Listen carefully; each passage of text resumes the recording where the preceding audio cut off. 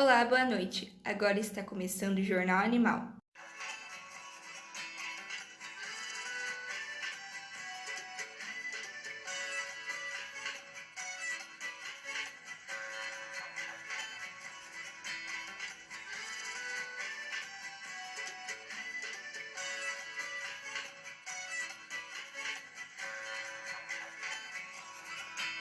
Hoje vamos falar sobre a jararaca-ilhoa, em que vive na Ilha da Queimada Grande, em São Paulo.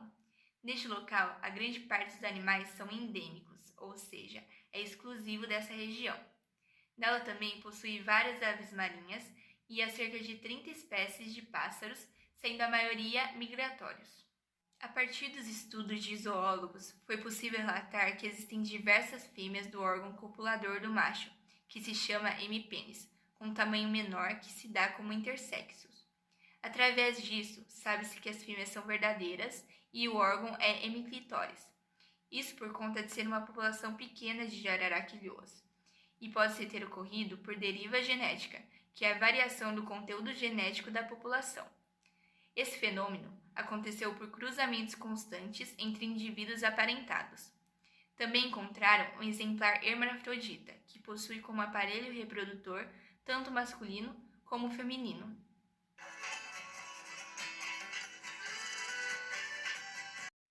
A jararaquilhoa surgiu a partir da especiação por cladogênese, em que uma parte da população se diferencia e dá origem a uma nova espécie, através de mutações e outras que irei citar.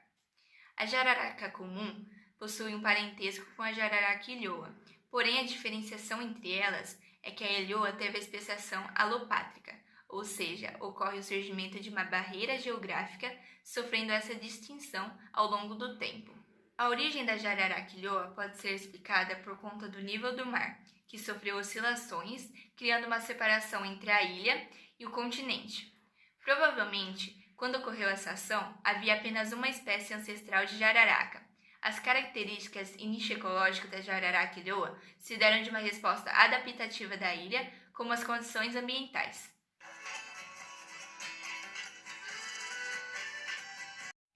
Na Ilha da Queimada Grande, há uma enorme quantidade de jararaquilhoas, por ausência de predadores, e há uma grande diversidade de alimentos para elas. Tanto as jovens e adultas da jararaquilhoa possuem hábitos arborícolas, cuja vida se dá principalmente nas árvores, mas também podem ser terrestres. Outra característica da ilhoa é que ela é diurna. Isso está relacionado com a sua alimentação, em que se alimentam de pássaros, se diferenciando das jararacas do continente. Acontece então a seleção natural. Ocorre pela necessidade de sobrevivência e adaptação dessa espécie ao ambiente. A jararaquilhoa decorre da especialização alimentar, tendo a ação do veneno 5 vezes mais venenoso do que a jararaca comum. A ilhoa retém na boca a ave capturada até matá-la. Agora vamos falar sobre a característica física da jararaquilhoa, em que sua cauda é mais escura do que as outras serpentes. Por último, vamos falar sobre o acasalamento, que acontece entre março e julho, e seus filhotes só nascem nos primeiros meses do ano. Porém, possui uma baixa taxa de natalidade, porque não passam de 10 filhotes.